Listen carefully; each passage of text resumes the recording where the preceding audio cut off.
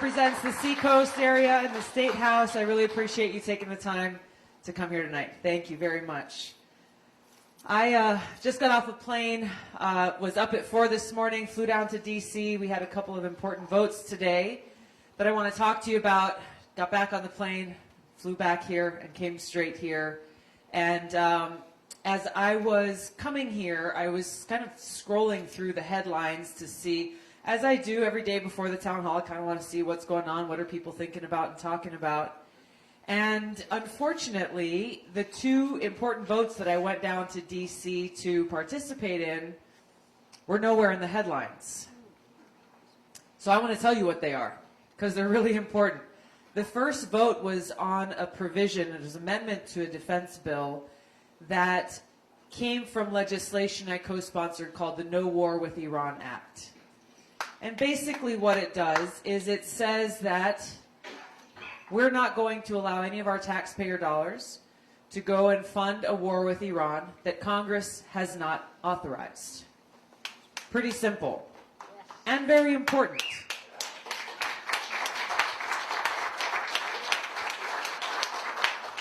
You know, every single member of Congress, we all take an oath when we are first sworn in as new members of Congress, and after every election, every 2 years, those of us who have the good fortune of being reelected go back and we all raise our right hands on the House floor and take an oath to the Constitution of the United States of America.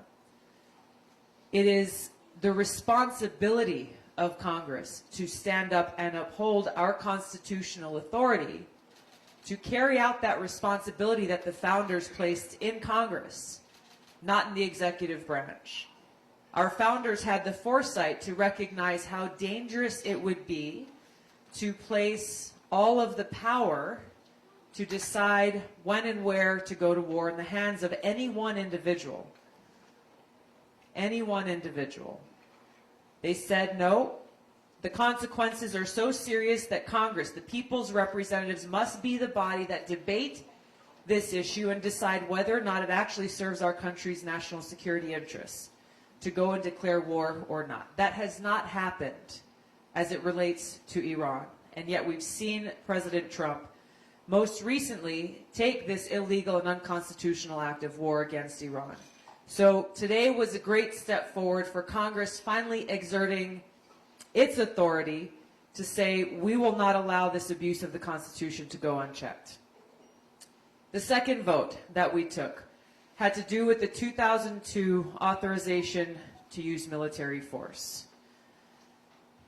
There's all kinds of acronyms and abbreviations and everything in D.C. Who here knows what this was about?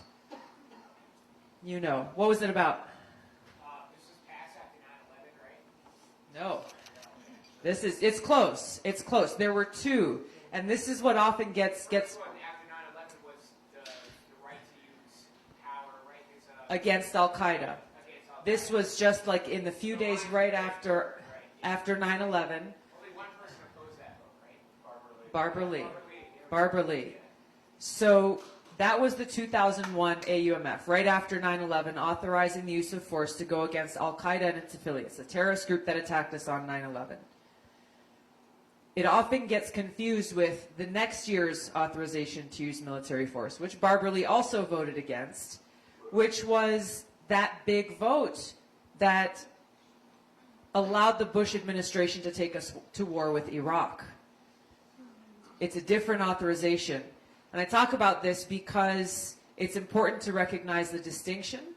And our vote today repealed that 2002 authorization because we're not at war with Iraq.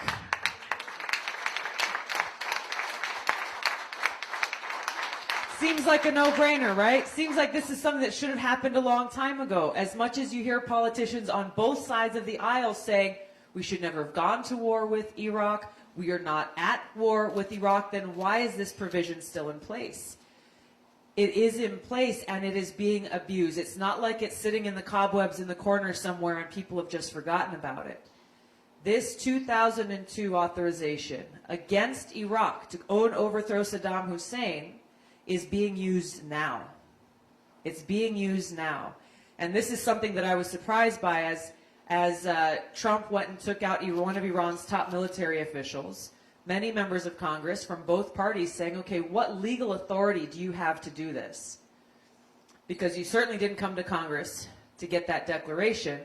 And one of the answers from Secretary of State Pompeo and some others in the administration, including the U.S. Attorney General's office, said that they're using that 2002 authorization against Iraq.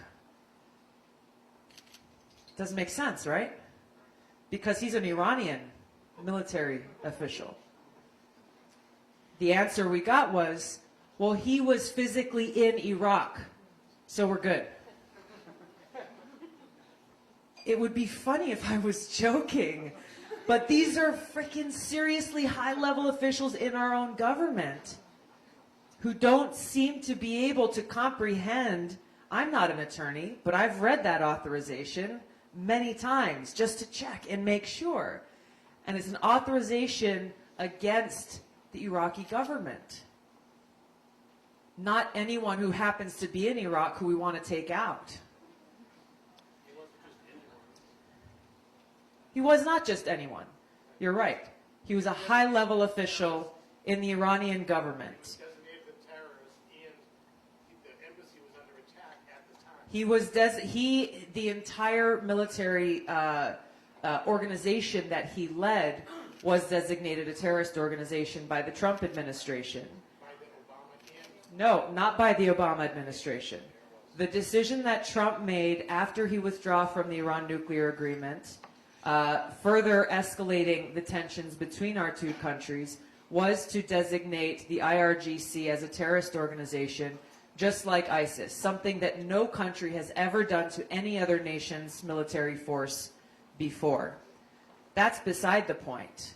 That's beside the point. My point is, if Trump wants to go to war with Iran and take out their military, he's got to come to Congress to do so, and not use a legal authority that has nothing to do with going to war with Iran. So these were the two actions that we took in Congress today, to completely repeal this 2002 Iraq authorization so no one can use it as an excuse to go to war with another country again without coming to Congress. And number two, once again, making sure that Congress is upholding its authority to stop yet another presidential war. If you have been listening to any of the things that I've been saying throughout this campaign, you know how much I talk about our Constitution, that even as we are coming together in rooms like this, representing different political views, different political parties. I see you're wearing a Trump hat. You are welcome here. We welcome everyone to come and join this conversation because it's about our future. I donated to you, too. I appreciate that. Thank you. Even better. That's what I'm saying. I love everybody.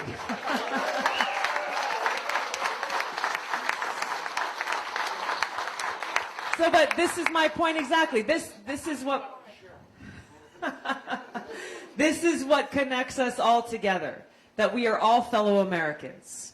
That we are all fellow Americans. We treat each other with respect. That we can come into these places and we can have an open dialogue based on that foundation of respect because we love our country. We respect our Constitution. We respect each other and the diverse ideas and opinions and political affiliations that we have. We are here because we recognize that only by doing this, what we are doing here tonight and doing this across the country, this is the only way that we begin to heal these divides in our country. That we begin to heal these divides that we see in Washington. But the divides are getting more and more vast. I agree. That's why we're here. That is why we're here, because we recognize the problem and we need to be the solution. Well, I don't care if you're a Democrat or a Republican. If you have a bill that's supported by the Democrats or the Republicans and you're on the other side of the party, you have to vote against it regardless if it's good for your constituents. Our system is wrong and broken. And how are you going to fix that? I'm running for president to fix that. Thank you. The words that you've said, I say every day in this campaign. We recognize the problem. This is something I saw right away shortly after I was elected. I was elected in 2012. I came in, first couple of weeks we were there, we had 50 Democrats elected, 34 Republicans. And, you know, we went through our orientation trainings together and got the tours of the Capitol and all that. We got to know each other, regardless of party affiliation. And very quickly after that, the separation began. Democrats went one place, Republicans went another place, and we got those kinds of expectations set. That if it's a bill coming forward from the other party, and I talked to my Republican friends, they're all told the same things. If it's a bill coming from the other party, you should probably vote against it. Not looking at these issues based on their substance. And this is exactly what we need to change. For me, I have served in Congress this is my 8th year there. And my first 6 years were under a Republican majority in the House. So I had a decision to make when I got there. I could either play by those rules and just mind my own business, understand that I would never be able to get a bill to the floor because Republicans wouldn't let it happen, and spend my time giving speeches and making sure my voice is heard, which is also important. But that's not why I ran for Congress. So I had to immediately figure out the answer to your question. What do we do about this? And in my own small way, as one of 435 members of Congress, a freshman Democrat serving in the minority, I found my own answer to that question. Much like, thank you. Let me finish. Thank you. I'm sorry. I have so much energy tonight. I love it. It's awesome. No, I didn't mean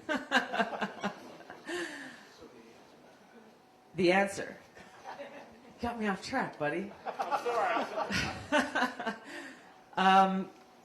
I had to think about how I was going to build relationships that would allow me to serve my constituents and cross this hyper-partisan divide.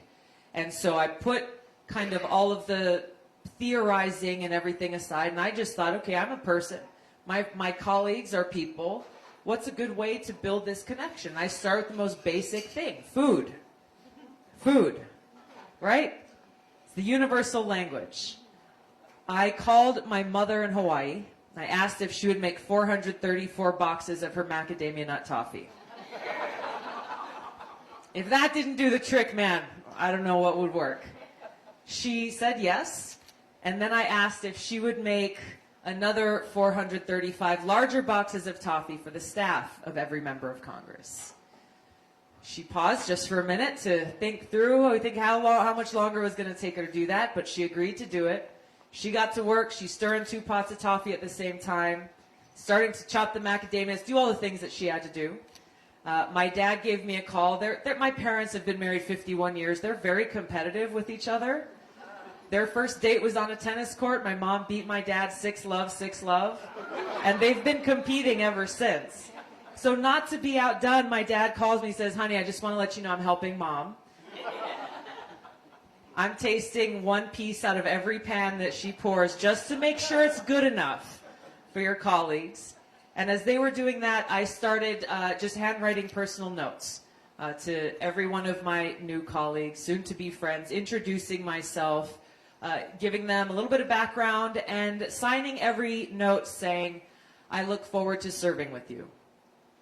Started to deliver these little gifts of aloha, as I called them, and very quickly, as I was on the House floor for votes, the only time that we were all in the same place together, I started to see members of Congress who probably wouldn't give me the time of day normally, but they were coming and looking for me. Chairmen of powerful committees, people who are from other parts of the country, people who in that place I wouldn't have crossed paths with. But they came and they were looking for me just to say thank you. Thank you. Many of them saying that, hey, Tulsi, I ate all the toffee. It was so good. I need more before I can go home to my family this weekend. And then most importantly, saying, hey, tell me what's going on in your district in Hawaii. You know, what are some of the issues that your constituents are concerned about? Let's work together. I want to help. That's it. Simple gesture, reaching out with respect, no prejudgments, no preconditions, no hyper-partisan lens, just reaching out and saying, let's serve together. Of course, there are going to be issues that we disagree on, maybe sometimes strongly, maybe finding each other on the opposite side of a fierce debate on the substance of an issue, but there will also be many opportunities for us to work together. It was building that foundation of relationships based on respect, that enabled me to be very effective as a Democrat, serving under a Republican majority for the first 6 years in Congress, passing my very first bill that I introduced into law in a record period of time. I think it was within the first year that I was a member of Congress. When introducing amendments or bills that some saw as controversial, that many said would be dead on arrival, immediately after introducing, getting those bills to the floor, being able to pick up the phone and get my phone calls returned, having open and honest conversations about the substance. And sometimes the answer was, hey, Tulsi, you know, I've heard you, but I can't vote for your bill. I don't agree with it. Roger that. Not a problem. Maybe next time. Many other times the answer was, hey, yeah, that makes sense. That makes sense. You have my support. Know that, you know, I might call you. I've got a bill that you might be interested in supporting as well. Building these relationships that checks the partisanship at the door and puts service to the American people and our country first. This is how I have led as a member of Congress. This is how I have served our country thus far. And this is the experience and the leadership that I'll bring as president to begin to bridge these divides, to begin to develop these relationships where we have leaders in the presidency, in the Senate, and in the House who are actually working together to get the people's business done. It requires strong leadership at the top. You have my personal commitment that my focus every day will be on serving the best interests of the people of our country. And it requires we the people stepping up and holding leaders accountable. Yes, the most basic thing that we all must do is vote. We've got to vote. In Hawaii, there are bumper stickers you'll see around town that say, no vote, no grumble. It's a pretty good rule, right? You can't really complain unless you're being a part of the solution. There's a lot to be frustrated with. There is a deserved sense of cynicism about how do we fix this thing that is so completely broken. We begin by exercising our voices through our votes and not just stopping once you cast your vote and say, all right, I'm going to check out until the next election comes around, but being actively engaged in the process, holding leaders accountable, letting them know when they're going off track and they're not actually serving our interests in this country. And unfortunately, that's where we are right now. We've got a government that is of, by, and for the powerful elite rather than a government of, by, and for the people. So as we look at how to solve these systemic problems that we're facing, this is not just about one party versus another. This isn't about, well, my party's good and your party's bad, or vice versa. It goes much deeper than that, to where we've got to be able to really bring about the vision that our founders had for us. Leading a government that is of, by, and for the people. This is why I'm running for president. Because unless we do this, unless we act, we will see the fruits born of the warning that Abraham Lincoln gave us over 161 years ago, when he said, a house divided against itself cannot stand. And that's where we are today. That warning is something we've got to take to heart.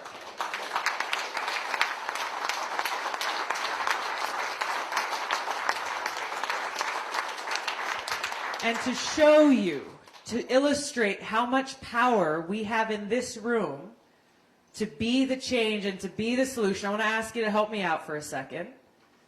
If you are a Democrat, raise your hand. All right, thank you very much.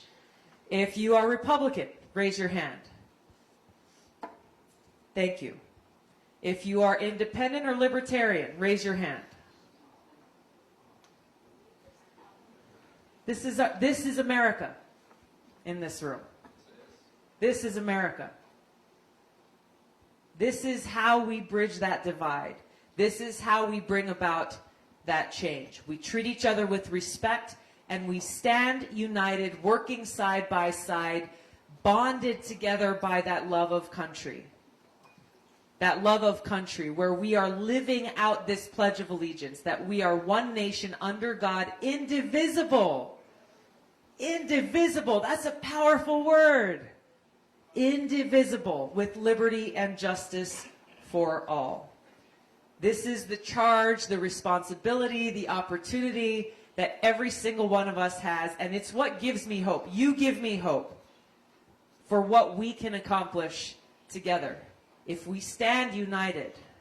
If we stand united. Abraham Lincoln ended that speech when he warned about how a house divided against itself cannot stand. He ended that speech saying, "We shall not fail. If we stand fast, we shall not fail." That's us. That's all of us. I think you know this in your heart, which is why you've chosen to spend this time here this evening. Could have been anywhere, doing anything, but you've chosen to take this time to come here and join us tonight because you know that the power is in our hands and we have to get it done. Thank you very much for being here. Aloha.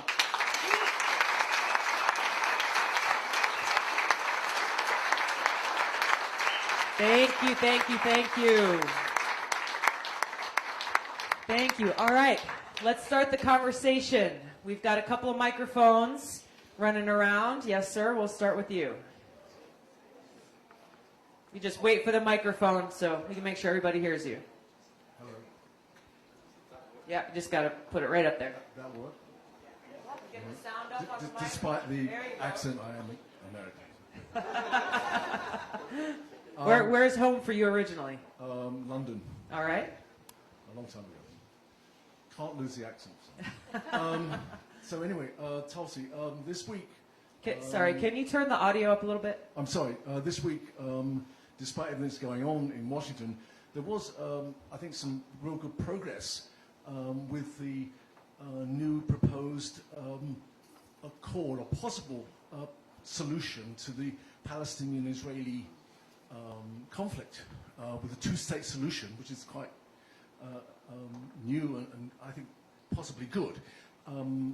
Do you support it? And if you don't support it, can you tell me why? Let me ask you a question. Yeah. If you're trying to resolve a conflict between two parties and you're putting forward a proposed resolution to that conflict, do you need both parties to have a seat at the table? Yes. This is the biggest problem that I see with the plan put forward by this administration. We need a two-state. I support a two-state solution, but the Trump administration has had no conversations with the Palestinian side of this conflict for 2 years. That's not quite true, because they have tried to get them involved, the Palestinians, but they're not interested. It was There's a reason for that, though. There's a reason for that, though. The decisions that the Trump administration has taken to side with Bibi Netanyahu every step of the way have not created an environment where the Palestinian people feel like their voices matter at all. This is the problem. I support a two-state solution. But this I is had the been first looking. time no one else has tried anything. I mean, for ages. They've been going on for Well, ages. I would and say no many one- presidents have They- tried. But It's this a is- very all I'm complex saying is situation. This is a new idea. This is something new, and they said, look, it's the first time, yes, of course, but they tried the Oslo Accords, and both parties were there, and it didn't work. Okay, they presented something, okay, and they said, look, here it is, and they can nix it or whatever, but at least look at it, let them put their ideas to it, you know, or so, you know, change it, but at least there's something there. Yeah, he's asked the question. We're good. Here, so I'm open always to new ideas, creative solutions to solve problems that have been going on for a long time. I just do not see that this plan that the administration has put forward has been put forward in good faith. Not because of the details of this. I find some of the details of this to be pretty lopsided in favoring the interests of Israel and not playing the neutral role that I think the United States should be playing in trying to help push this peace process forward. And you have to look at all of the steps that the administration has taken to support Israel's kicking Palestinians out of their homes and annexing more and more of their land against their will. A number of other steps that they've taken, once again, to side only with Israel rather than being a neutral arbiter for peace. We need peace in the Middle East, and I think that the best role that the United States can play is to be that, whether it's a mediator or a neutral arbiter, to be able to accomplish that. And I was really disappointed to see what they put forward, not only what they put forward in the plan, but some of the statements that came from Jared Kushner along with that in the interviews that he gave. Basically is, if the Palestinians don't want to come forward and take this deal, then it's going to be their fault. They've screwed it up like they've screwed everything else up before. That, to me, doesn't sound like someone who's coming forward with an inviting hand saying, we want to help bring both parties to the table to really help negotiate a true two-state solution. So if you think this was done in bad faith, then why do you do it? Why bother? It was something that they talked about doing, and maybe they're trying to deliver on that. I don't know. I'm not in those rooms. I can't speak to why they're doing what they're doing. But I think that there's the peace process, and the people of Israel and Palestine deserve better, in my opinion. Thank you.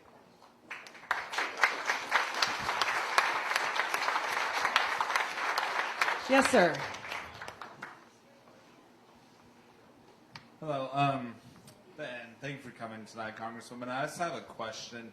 You've talked a lot about scaling down the U.S., ending foreign wars and just seemingly the endless military involvement. And so would that, in your plan, include scaling down our international presence and the overall defense budget at all and reinvesting some of that money at home? Or would it, because I had heard that we had bases in up to 53 countries now. Many more than that. Wow. And, and so, yeah, just curious what your thoughts on Yeah, that. sure. This is a really important question because it's central to our ability to put the kind of resources that we need into the things that are urgent and pressing in communities like Portsmouth and towns across New Hampshire, communities across the country, people who have been told over and over and over again, there's just not enough money. There's not enough money to make sure we have enough recovery beds for every person who has fallen victim to the opioid crisis.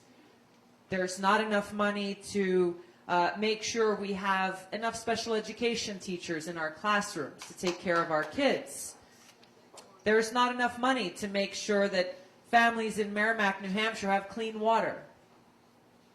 There's not enough money to invest in infrastructure and protect our environment. Over and over and over again, at every level of government, you hear there's just not enough money.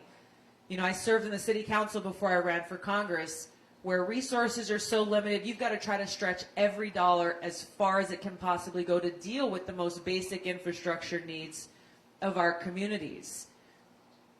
The cost of war in our foreign policy decisions are directly connected to our ability or inability to be able to serve those needs.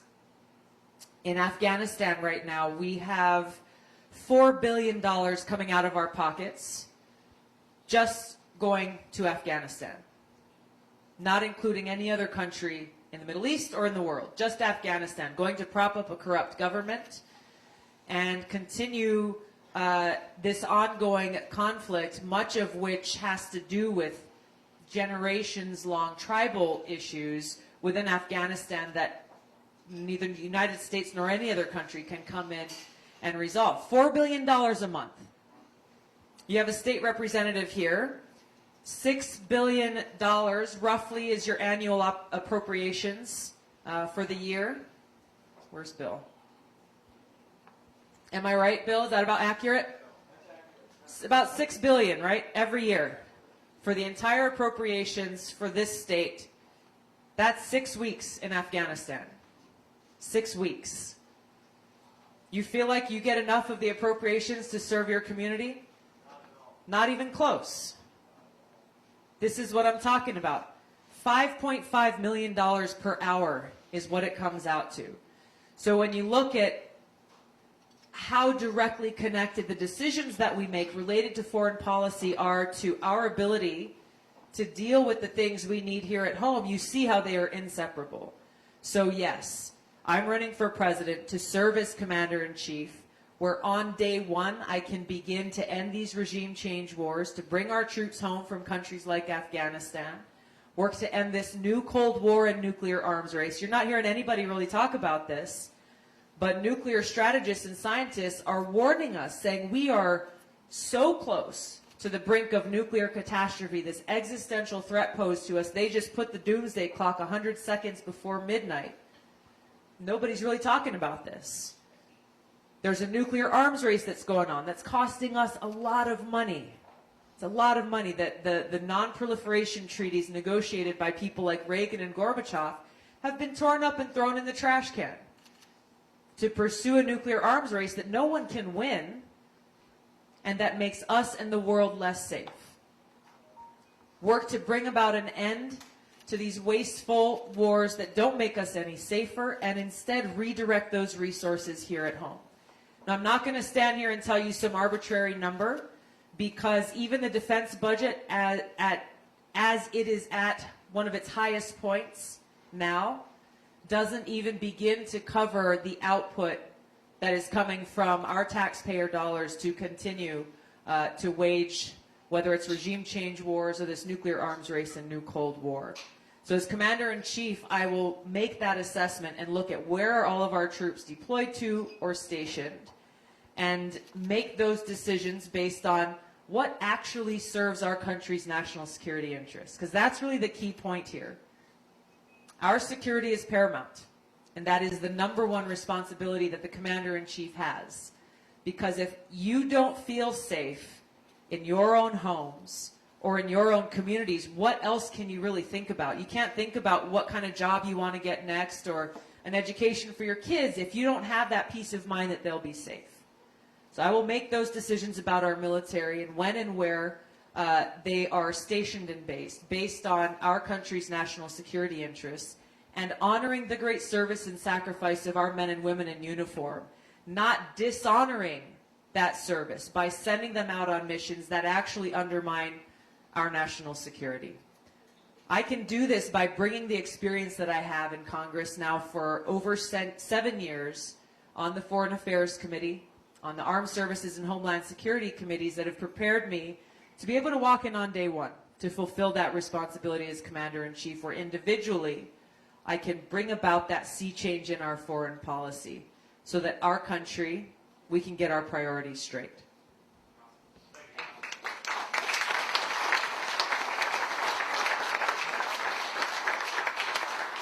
Hi, Tulsi. So my husband and I are two of the tens of millions of Americans that are shouldering $1.5 trillion in student loan debt. Our interest rates range from about 4.5% all the way up to 6.8%.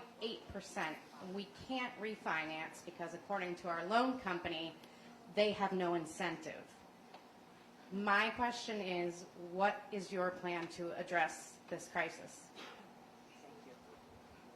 Thank you both for being here and bringing voice to this issue that, you're right, so many people, not only in your generation, but in the ones that have come before you and after you, are currently dealing with, and trying to figure out where is the light, how do you get out from under this debt. Education should not be a for-profit industry. these ever increasing interest rates where you're saying they have no incentive for you to refinance to get a lower interest rate because they're making money.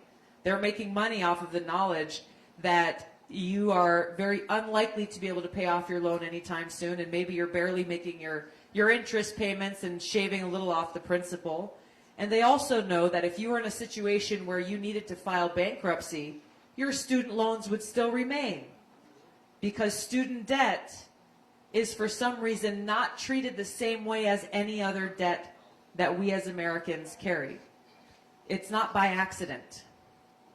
It's not because someone made a mistake while they were writing the law saying, oops, we'll just make sure that our young people, or even as they're getting older, have to shoulder student debt for the rest of their lives. This is a result of the pay-to-play culture in Washington that is not looking out for the best interest of the people, but instead is inviting lobbyists who are paid a heck of a lot of money to come and have a seat at the table to help write these laws that are passed often without people realizing what's in them, that benefit them, that benefit their bottom line. So that's number one. We've got to change it so that education loans, they're not for profit. They're not so that whether it's the financial institutions or our government, they don't exist to be able to earn them interest and income and revenue. Number two, and these are things that Congress can and should do right now. Number two is treating student debt the same as any other kind of debt that we carry as it relates to bankruptcy laws. Number three is exercising oversight over every educational institution that receives any kind of federal funding, whether it's through things like Pell Grants or otherwise. If you get taxpayer dollars, then you're subject to audits and oversight about why it is we're seeing the cost of higher education continue to rapidly escalate, but we're not seeing the same kinds of outcomes with graduates being able to graduate from school and enter immediately into a job in your profession of choosing and make the kind of income that would allow you to pay off those student debts. There is so much more opportunity for us to look at how we can reduce the cost of higher education, deal with the root cause of the problem, and expand our ability to be able to ensure that Americans of all ages have that opportunity to get an education or to get skills as they choose. I don't support a one fell swoop wiping out of all of the student debt in the country, because it doesn't actually solve the problem. And it poses the question and the challenge of, okay, that would be very helpful for everyone who's carrying that debt today, but what about the kids who are in college today and will be graduating in a couple of years, or in 5 years, or in 10 years? We can't treat this like the same kind of treatment that so many problems in our country have had, which is just, we'll deal with the symptom, put a Band-Aid over it, or make it look better, but the root cause of the problem still remains and persists, so we never actually get to see the kind of change we need to see. The last thing I want to say on this is a bit of a bigger point, but I think it's an important one, that when, I don't know how many years ago, hundreds of years ago, when college first became a thing, it was more of a finishing school, and it was more of a status symbol. You know, you had working people who went to work, and then you had people who had a lot of money who went to college and got that status symbol of going to a finishing school. Unfortunately, in our country now, you're seeing the repercussions of that in there's an expectation that you have to have a bachelor's degree or a master's degree. It doesn't really matter what it's in order for you to be quote-unquote successful, in order for you to be able to get a good job, in order for you to be able to be a contributing professional in society, when it's just not true. Every one of us is built differently. We have different skills and strengths and things that we're interested in, and our value does not lie in a piece of paper. It lies in just who we are as Americans. And our goal should be saying, hey, let's increase the ability for people to be able to pursue your passion, pursue your profession. If it requires a degree, if you're becoming an engineer or a doctor, a social worker, then obviously there's special training that goes into that. If you want to go to vocational school and community college, apprenticeship, or if you're one of these brilliant kids I meet all the time who are graduating from high school and you want to start a small business right away and make a lot of money, amazing. Our value is not measured by how much student debt we have or what school we went to or how many pieces of paper that we have. This is something that we need to change as a society, and I think it would go a long way towards removing that pressure that exists for whether it's parents or kids saying, I don't know what I want to do with my life yet, but they say I got to go to school, so I'm going to go to school and I'm going to get $100,000 in debt in the process. It's crazy. Let's deal with the root cause of the problem so we can bring about a real solution. Guys, we have time for one last question. Yes, ma'am. What is your opinion of what's happening in the Commonwealth of Virginia? Do you support the governor's opinion on two very controversial subjects that's been in national news? I'm aware of some of the red flag legislation that's been put forward. Is that what you're referring to? Also, what was quoted in a radio program by an EVMS doctor, which happens to be our governor, who believes in ending a child's life after they're born. Thank you. This was from is this about a year or so ago that he made those statements. A child being born, whether through natural birth or because of a botched abortion, is a child protected under our laws, and taking their life equates murder.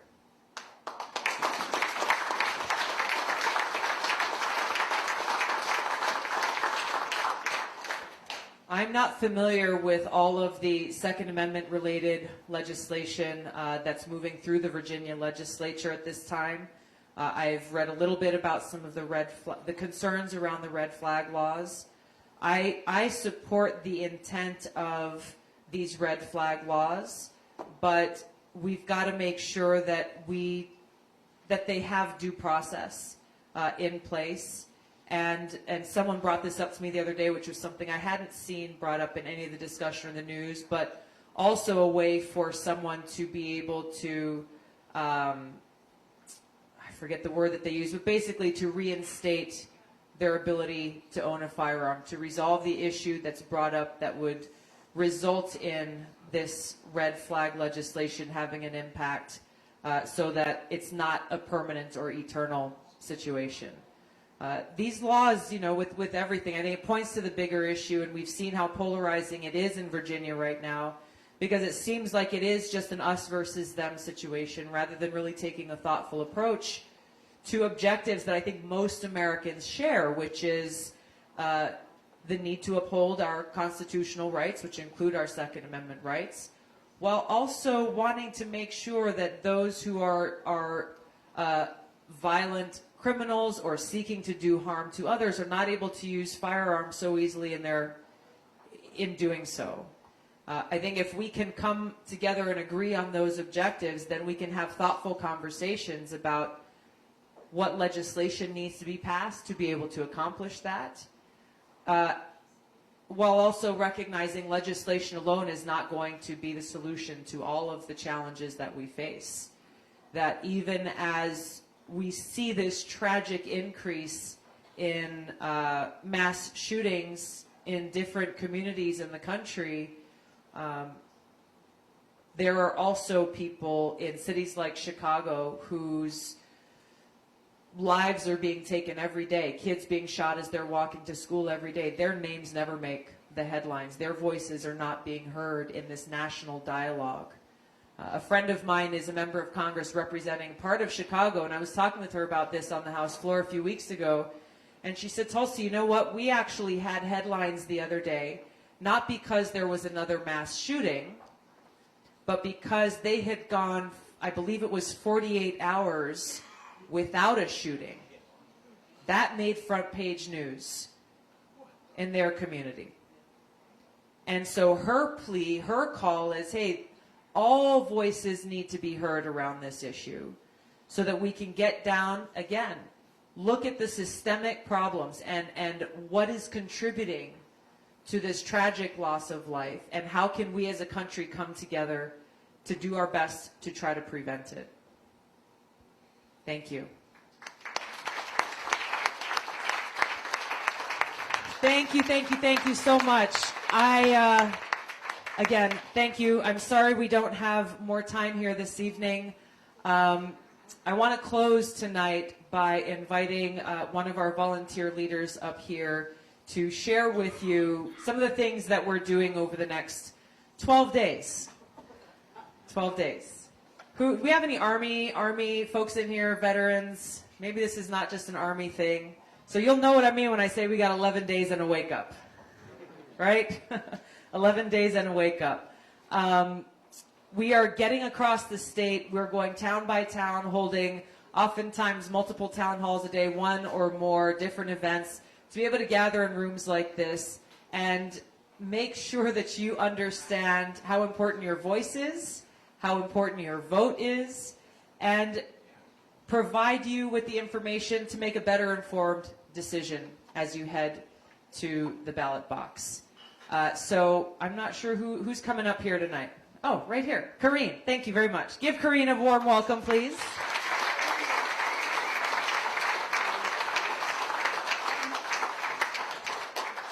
This is a really difficult thing for me to do. I've been asked to do the pledge card a few times, and I always say no.